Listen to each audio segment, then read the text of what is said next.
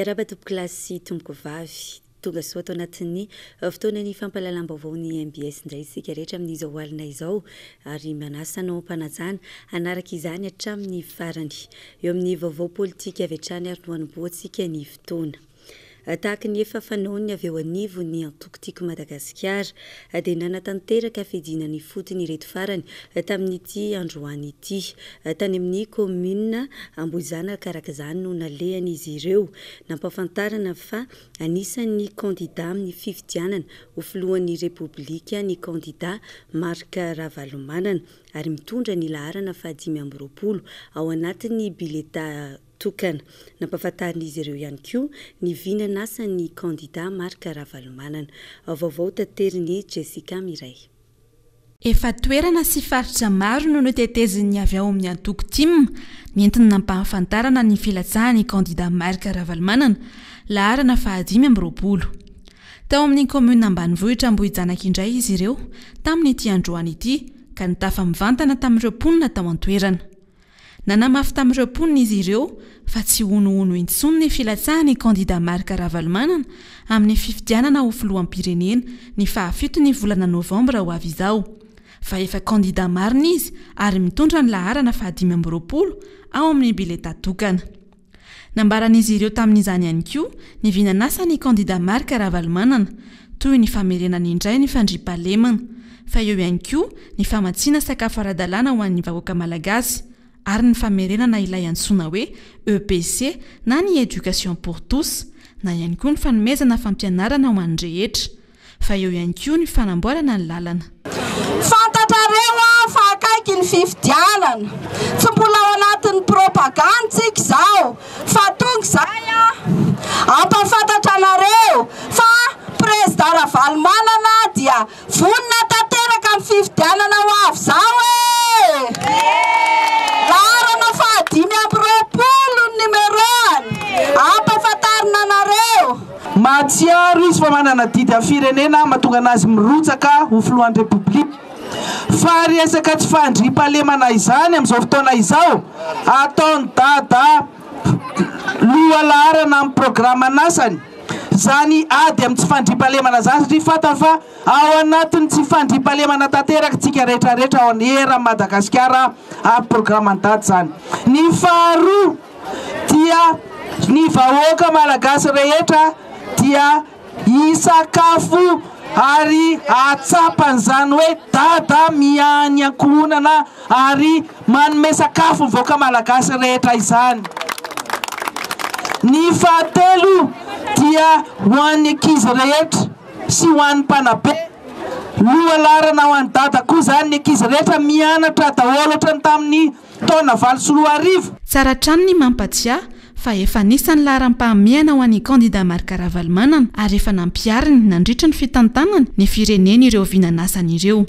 Tsy vitsy amintsika raha teo ny mahalala ny fampiarana izany fanomezana fampianarana ny rehetra izany tamin'ny lalan'ny fizarana ny kit scolaire fa eo indrindra ihany koa ny fanamboarana ny lalana. Fanapetraka androany ihany koa ny vato fehizoro ny lycée vaovao ao amin'ny commune Ambanivohitra Ambohizanaka. Efitrano enina ny sekoly ka famatsim-bola avy amin'ny commune Madidio no ananganana izany. Antenaina ho vita ny volana May 7,2 ity lycée ity ary andraisana ny taom-pianarana 7,2 sy 22. Jessica Miray Atrano no mitatitra izay vaovao izay. Tontosa androany ny fametrahana ny vato fehizoro ny lycée ao amin'ny commune Ambanivohitra Ambohizanaka. Raha tsy nanan'izany izy ireo teo aloha fa voatery mandeha any amin'ny sekoly tsy miankina ny ankizy na mandeha toerana lavitra vao afaka manohy ny fianarana. Azo lazaina ho ambony anefa ny tahapahafahana amin'ny fanadinam-panjakana BEPC ao amin'ny CEG Ambohizanaka satria dia nahatratra 470 isan-jato izany tamin'ity taona ity. Tsy nikely soroka araka izany ny commune anangana ny lycée vaovao. Fa matsimbola madiodio avy amin'ny commune avokoa mantsy no ananganana ity lycée ity izay mitentiny eo amin'ny 100 tapitrisa ariary eo. Fiaramientan'ny mponina tamin'ny alalan'ny fandoavan-ketra sy ny fandoavana ny ristorina no nahafahana nanangona ity tetibola ananganana ny lycée ity. Na dia eo aza nefa izany dia tsy mbola ampy ny vola hanaovana ny finition ka miantso ireo malala-tanana hatrany ny ben'ny tanàna Ambohizanaka hiara-isa lahy amin'ny famitana ity lycée ity. lisea izay manana efitrano enina izay vinavinaina ho vita ny volana May 2024 izao ka andraisana ny taom-pianarana 2024 2022. Tsahana lycée ny commune Ambohidrano katrizay ary amin'izao fotoana izao dia ny vahoaka mihitsy no nandray an-tanana amin'ny alalan'ny fandoavan-ketra sy fandoavana ireo aba isan-karazany etỳ anivon'ny commune ka nahafahany commune nanangona izany vola izany nahafahana zany nametraka ny teti-bola tamin'ity taona 2024 ity manodidina 100 tapitrisa ariary no teti-bola natokan'ny commune amin'ity taona 2024 ity nanombohana ny tetikasa marihana fa izay vola izay dia anatanterahana ny fototry ny trano ny rindrina ary ny tafo sy ny lalitra atiny sy velany. Ny miandry kosa amin'ny commune amin'ny taona 2024 dia ny famitana ireo varavarana sy varavarankely ary koa ny fitaovana izay ho ampiasain'ny mpianatra sy ny mpampianatra ao anatin'izany. Izany no anaingaina ny tsika fanjakana ary koa ny mpiara-mambony antoka rehetra mba hifanometanana amin'ny commune Ambohidrano fa efa nipory fony ny vahoakana Ambohidrano ao amin'ity androany ity fa mandray anjara mivantana ny vahoakana Ambohidrano amin'ny asa fampandrosoana ny tanàna. Anisan'ny nanatrika ity fametrahana vato fehizoro ity ihany koa ny parlementaira sasantsasany ao amin'ny antoko 10. Tsy nijery fotsiny anefa izy ireo manoloana izao fananganana lycée vaovao izao fa nitondra ny anjara birikiny. Satria malala ny asany be ny tanàna io zahay mila ampina tosika ianareo dia anolotra zany zahay ray tapitrisa rary anampina anareo eto amin'ny commune Ambohidrano ho fanatanterahana ny asa. Tsara trano ny mampatsiahy fa ny CEG eto amin'ity commune ity dia fiara-miasa ny gouvernement sinoa sy ny firenena malagasy tamin'ny taona 2020 ka commune roa ihany no manana azy manerana ny Madagasikara dia ity eto Ambohidrano ity sy ny any amin'ny faritra Atsinanana. Tafiditra indrindra tamin'ny fampiaran'ilay éducation pour tous izany tamin'ny taona 2020. Anisan'ny CEG sangany ary manara-penitra ity CEG ity izay nitentina 7,000 ariary ny nananganana azy. Faritra maro no efa tafiditra tao amin'ny drafitra hananganana sekoly manara-penitra teto Madagasikara tamin'ny taona 2020 iny. Saingy tsy totosa izany noho ny fanapotehana fanahiniana natao any Madagasikara ny taona 2020. Mbola izany eo amin'izay resaka politika izay hatrany isika. Ny tetitrano maro no teo anivo ny antoko tiako Madagasikara no zato andrefana ny sabotsy 20 septambra lasa teo toy ny efa fanao ny eo anivo nyity antoko ity moa dia nampafantatra ny mponina teny an-toerana ireto farany ny amin'ny maha-kandida Nandriamatoa Marc Ravalomanana amin'ny fifidianana ho filohan'ny Repoblika ny 7 Novambra ho avy izao. Nampafantatra ihany koa izy ireo fa misy ny kaonty afahana mandefa vola hitondrana ny anjara birikiny tsirairay amin'ny fanohanana ny kandida Marc Ravalomanana. Jessica Miray. Toa ny etsika fanao ny TIM dia anisan'ny nanatanteraka etsika ihany koa ny teo anivon'ny TIM no zato andrefana ny sabotsy 20 septambra lasa teo. Nanatanteraka fandehanana ifotony izy ireo nampahafantatra amponina ao aminy ny filatsahany kandida Marc Ravalomanana amin'ny fifidianana ho filoham-pirenena ny 7 Novambra ho avy izao izay mitondra ny laharana 520 ao amin'ny bileta tokana. Nampahafantarina ny mponina tao ihany koa ilay kaonty ahafahana mandrotsaka vola izay fohy amin'ny fanohanana ny kandida Marc Ravalomanana. Ny antony moa zany nanaovana ny etsika dia angamba fatatsika fa kandida Andriamatoa Marc Ravalomanana ary sarotiny dia sarotiny ny mponina no zato andrefana satria maro ireo fotodrafitrasa izay vitan'Andriamatoa président Marc Ravalomanana teto. Anisan'izany ny lalana izay tena niainantsika tao anatin'ny fotaka taloha izy na vitan'io. Teo ihany koa ny EPP, ny CSB2 ary ny CEG izay tena hoe Andriamatoa Ravalomanana na vitan'izany. Ka dia ny antony etsika androany moa zany izay nitotosaina dia hoe fampahafantarana fa kandida Andriamatoa Marc Ravalomanana ka izay no hoentsonantsika rehetrarehetra hoe andehetsika hifanantona hifanampy mba hahafahantsika manavitra ty firenena malagasy ty. Ny etsika natao moa zany dia hoe nampitondraina ny lohateny ilay izy hoe andeha hifanantona mba hahafahana manambatra ny hery ka dia nanantona teny anivon'ny fokontany izay ary dia faly ny olona nahafantatra fa mirotsaka Andriamatoa Marc Ravalomanana. Faly ary tena faly ireo mponina tamin'ny nandraisan'izy ireo izao filatsahany kandida Marc Ravalomanana ho fidiana indray amin'ny fifidianana ho filoham-pirenena izao. Tsapan'izy ireo fa anisany nahavita be teo amin'ny fitondrany ity kandida ity satria anisany nahazo ny fokontany Anosy Jatoandrefana ny lalana izay vita soamantsara, ny CSP2 ary ny CEG izay nangatahany izy ireo tamin'ny fitondrany Marc Ravalomanana ka azon'izy ireo 100 isanjato. Fa efa manomboka mivatsy kelikely kosa ny olana eo amin'ny jirama sy ny mpanjifa amin'izao fotoana satria misy ny fikambanana iray nanolotra compteur elektrika ho an'ity orinasa ity. Mariana moa fa ireo mpanjifa efa nandony saran'ny fametana compteur no ahazo tombony bebe kokoa amin'izany ary ny fantatra ny roany teny Ambohimanambola.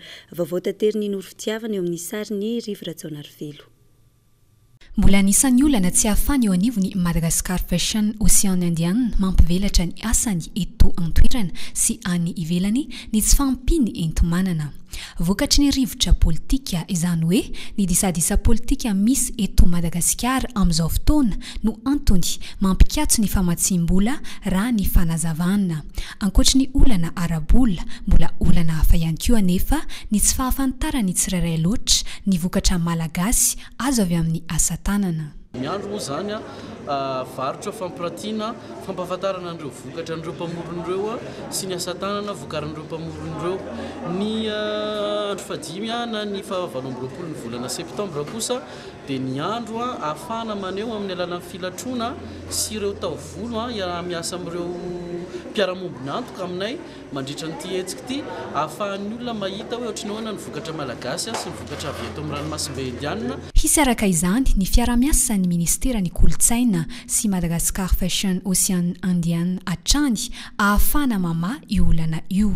Ankoatra izay mahakasika ny fanjavona n'ilay satroboninahitry ny mpanjakavavy teto Madagasikara 7 taona lasa izay efa misy ny fandraisana andraikitry ny eo anivon'ny UNESCO ary efa eo am-piandrasana ny valim-pikaroana isika ankehitriny. Tamin'ny tapabolana moa dia nisy filazana tany amin'ireny tambazotra fiarahamonina ireny hoe any Paris io satroboninahitra io dia tamin'izay fotoana izay nanetsika indray mandeha zany tsika fiara-miasa miaraka amin'ny UNESCO izay tompona andraikitra voalohany maneran-tany mikasika an'ireny fiarovana ny vakoka ara-kolotsaina ireny dia amin'ny alalan'ny fifandraisantsika amin'ny UNESCO ny ahafahantsika zany manetsika ihany koa ny Interpol. Androany no nisokatra tamin'ny fomba ofisialy ny hetsika Madagascar Fashion Ocean Indian andiany faha-efatra no tonsaina teto Antsahavola no tariny ministry ny kolotsaina. Ny tontolon'ny baolina kitra dia maranantsika ny vaovao. Tamin'ny faran'ny herinandro lasa teo iny no tontosa tetsy amin'ny kianja mitafin'ny Mahamasina ny lalao famaranana futsal. Ny ekipan-dry zareo avy eo amin'ny boriboritany voalohany no nandrombaka izany tamin'ny isa 4-2 nanoloana ny ekipa avy eo amin'ny polisy munisipaly. Andeha rahantsika avy hatrany ny fanampanazavana. Nandrombaka ny amboary natolotry ny ben'ny tanàna Lalao Ravalomanana nandritra ny lalao famaranana tamin'ity futsal ity ny ekipa ny boriboritany voalohany raha nampiondrika ny ekipa ny polisy munisipaly tamin'ny isa 4-2 tamin'ny lalao famaranana. Nahazo ny laharana fahatelo kosa ary zareo avy amin'ny DCVC na ny foibe mpitondran'ny kolotsaina sy ny fiainam-piarahamonina ao amin'ny CUA. Hetsika ara-panatanjahantena nentina ampialavoly ireo mpiasan'ny boriboritany fahenina sy ny avy eo anivon'ny commune Antananarivo renivohitra foibe ity natao ity ary izany mpikarakara isy isan-taona. Andiany voalohany no vita izao araka ny fanazavan'ny tale misahana ny kolotsaina sy ny fiainam-piarahamonina na ny DCVC ao amin'ny CUA Patrick Andriamisa Ramione. Manokana eto tontona Ramatoa ben'ny tanàna Lalao Ravalomanana nanome ny